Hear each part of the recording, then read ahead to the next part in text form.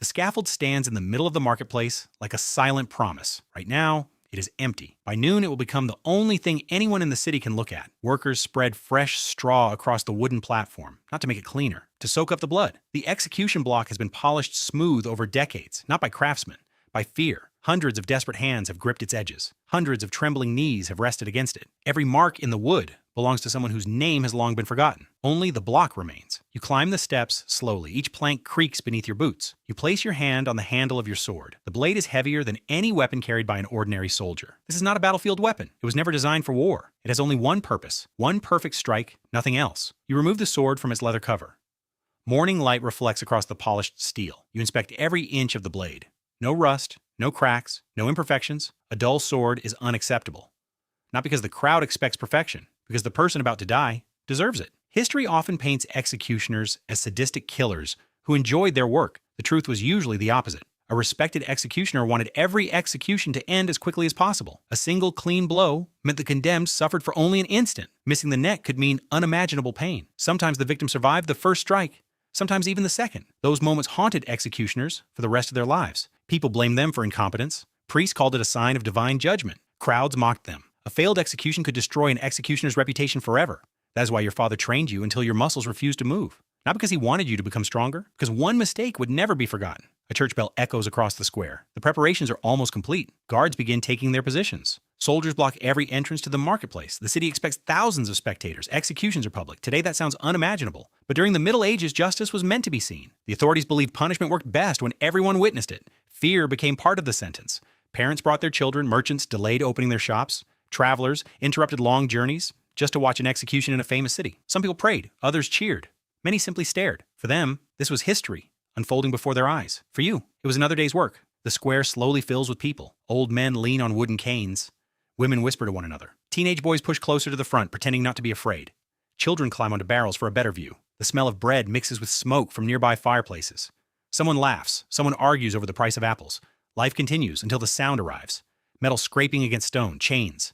The entire marketplace falls silent. The prisoner is coming. Every conversation stops instantly. Every face turns toward the narrow street leading from the prison. You see him before anyone else does. Two guards walk beside him. A priest follows closely behind. His wrists are locked in iron shackles. Heavy chains drag across the ground with every step. He walks slowly, not because the guards force him to, because he knows exactly where this road ends. He looks smaller than you imagined. Most condemned prisoners do. Stories always make them sound like monsters. Reality rarely agrees. He is pale, exhausted. His clothes are stained with dirt from the prison floor. Dark circles surround his eyes. Perhaps he hasn't slept for days. Perhaps he spent every hour praying for a miracle that never came. As he enters the square, thousands of eyes follow him. Some stare with hatred, others with curiosity, a few with pity. But nobody steps forward. Nobody speaks his name. The guards help him climb the wooden stairs. For a brief second, his eyes meet yours. You expect anger. You expect fear. Instead, you see something else. Acceptance. Almost as if he already left this world long before reaching the scaffold. You suddenly realize something that no one warned you about. This man is not the first person you'll execute. And if you live long enough, he won't be the last. Imagine waking up in medieval Europe. Not as a king, not as a knight, not even as a peasant, but as the most feared man in the entire town. Today is your first day as the executioner. By sunset, you will take another person's life. But strangely, that isn't the hardest part of your job. The hardest part begins after you leave the execution square. Because no one wants to touch you. No one wants to sit beside you. No one wants to share a meal with you. No one wants their children anywhere near your family. To the people of your town, you are necessary, but you are never welcome. You didn't choose this life. You were born into it. Your father was an executioner, his father before him. And if one day you have a son, there's a good chance he will inherit your sword. In medieval Europe, executioners rarely appeared by accident. The profession was often passed from father to son, not because families were proud of it, but because almost nobody else would accept such a burden. The moment a man became an executioner, he gained a salary, a house, and the protection of the city. But he lost something far more valuable: his place among ordinary people. From childhood, you understood that your future would never resemble anyone else's. While other boys played with wooden swords and dreamed of becoming famous knights, your father taught you lessons no child should ever have to learn: how to hold a sword, how to stay calm under pressure, how to ignore the sound of a terrified crowd, and most importantly, how to end a human life with a single strike. It sounds cruel, but in reality, a skilled executioner was expected to be merciful. One clean blow meant the condemned would suffer as little as possible. A second strike meant pain. A third strike meant humiliation, not only for you, but for the entire city. Your father repeated the same words every single day. If fate forces you to swing the sword, make sure you only need to swing it once. So you trained. Every morning, every evening, thousands of practice swings. At first against wooden logs, then against heavy bundles of straw, later against animal carcasses provided by local butchers. Your shoulders burned, your hands bled, your muscles screamed with exhaustion. But the training never stopped. Because one day, the target would no longer be made of wood, it would be alive. And that day has finally arrived. You leave your house before sunrise. It stands alone, beyond the city walls, not because you're poor, not because you prefer solitude, but because the people inside the city do not want someone like you living beside them. The morning air is cold. Mist hangs over the fields. In the distance, church bells begin announcing the start of another day. As you approach the city gates, life slowly awakens. Bakers carry fresh bread from their ovens. Blacksmiths ignite glowing furnaces. Merchants arrange vegetables, fabrics, and tools across wooden stalls. For a brief moment, everything feels ordinary. Then someone notices you. A woman quietly pulls her daughter closer. Two men stop talking the instant you pass.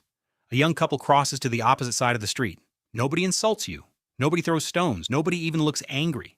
They simply move away. An invisible circle forms around you wherever you walk. It has followed you your entire life. And today, it somehow feels even larger because today is different. Today, you are no longer training. Today, there is a real prisoner waiting for you somewhere beneath the courthouse. Inside a cold stone cell, a man is counting what may be the final hours of his life.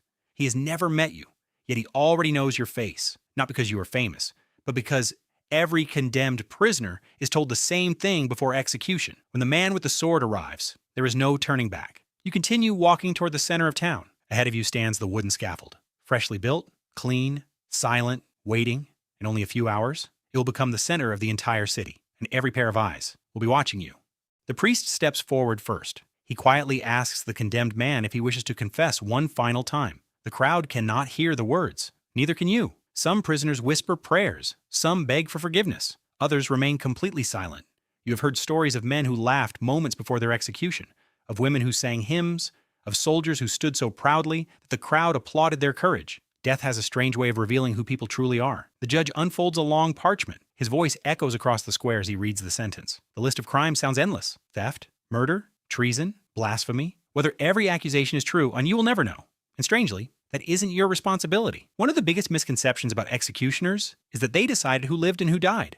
They didn't. That decision belonged to judges, magistrates, nobles, or the king himself. By the time a prisoner reached the scaffold, every legal decision had already been made. You were simply the final step. Yet history rarely remembered the judge. People remembered the man holding the sword. The judge rolls the parchment shut. The priest steps away. One of the guards removes the prisoner's chains. For the first time in weeks, the man's hands are free. But freedom means nothing now. He slowly kneels before the execution block. The entire square becomes silent. Thousands of people, not a single voice. Even the birds seem to disappear. You can hear your own heartbeat. You step closer.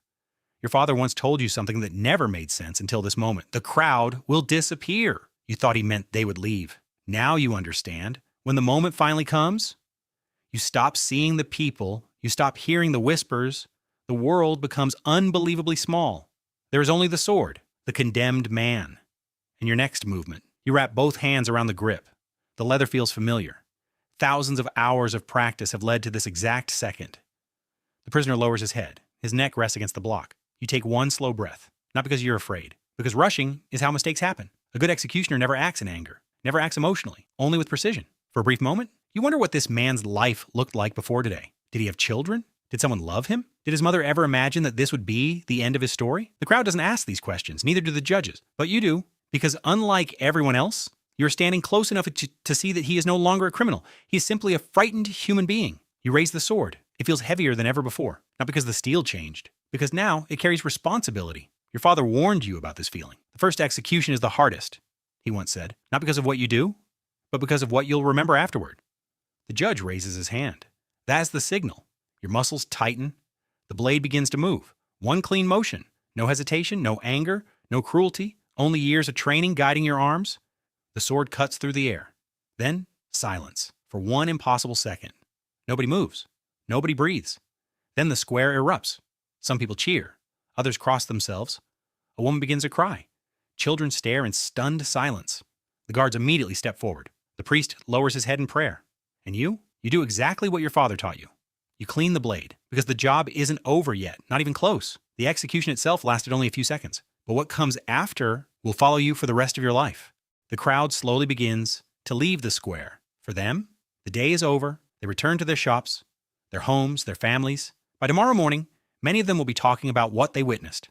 Some will say the execution was quick. Others will argue about whether justice was served. Within a few weeks, most of them will forget the condemned man's name entirely, but they will remember yours. You remain on the scaffold long after everyone else is gone. The guards remove the body. Workers begin taking apart the platform. Fresh straw, now stained dark, is swept into wooden carts. The marketplace slowly transforms back into an ordinary square. As if nothing had happened, you wipe your sword carefully before sliding it back into its sheath. There is no celebration, no reward, no applause, only silence. You begin the long walk home. Again, people move aside. Not because they watched you kill, because they know what you are. That title follows you everywhere. Executioner. It becomes your name. Most people never call you anything else. In many medieval towns, executioners were forbidden from joining ordinary guilds.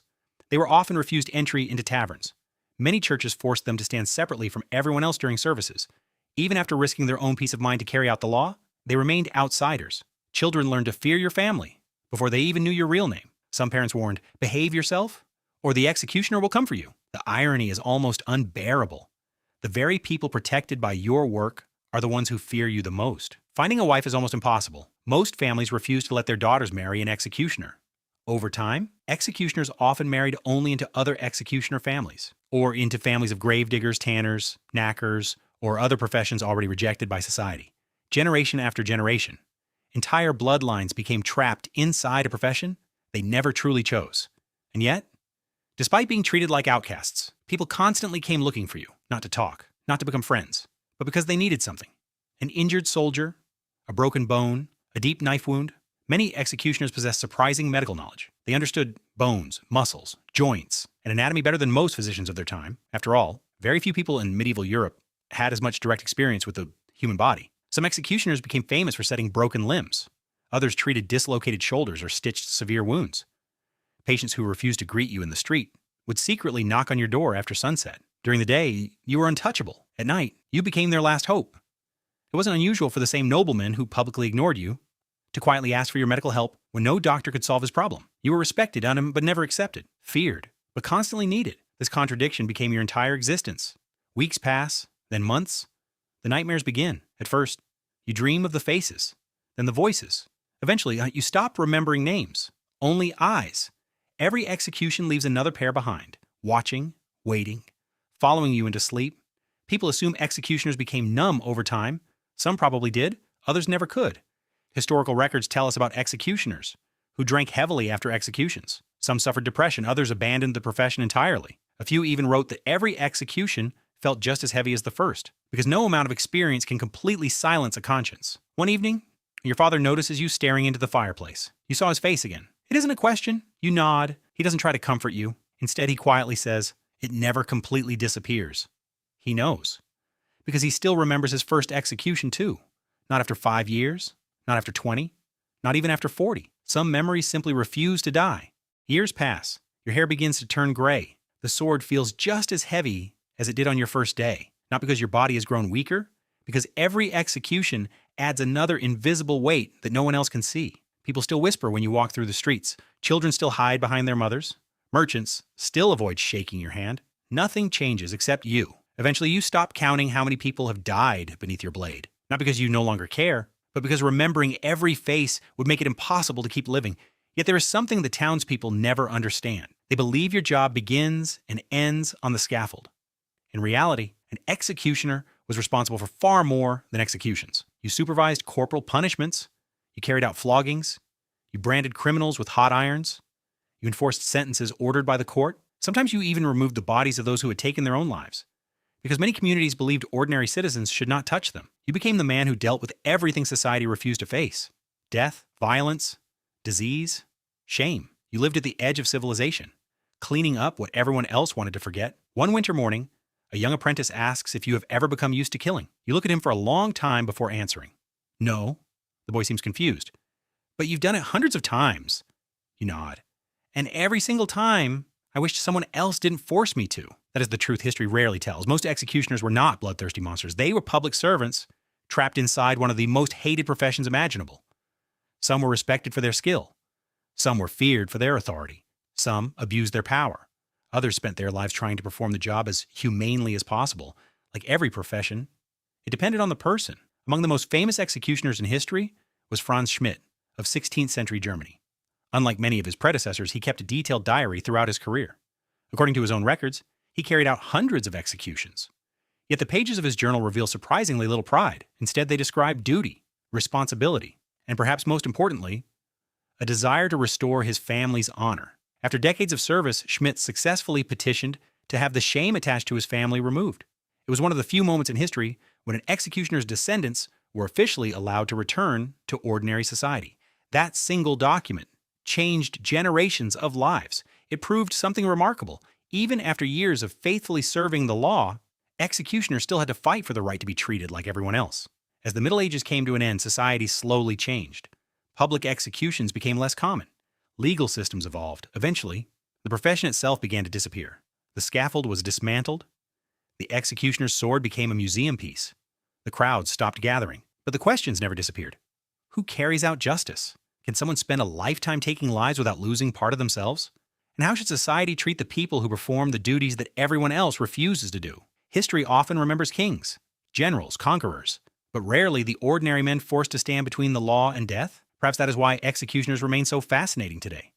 Not because they remind us of violence, but because they remind us that even the darkest jobs were performed by human beings who felt fear, who carried guilt, who had families, who laughed, who cried, and who, despite being feared by everyone around them, often lived the loneliest lives in the entire city. So the next time you imagine medieval Europe, don't picture the castle first, or the knights, or the kings. Picture the man walking home alone after the crowd has disappeared, the man everyone needed, but no one wanted to know. Because history is not only written by heroes, sometimes it is carried in silence by the people history chose to forget.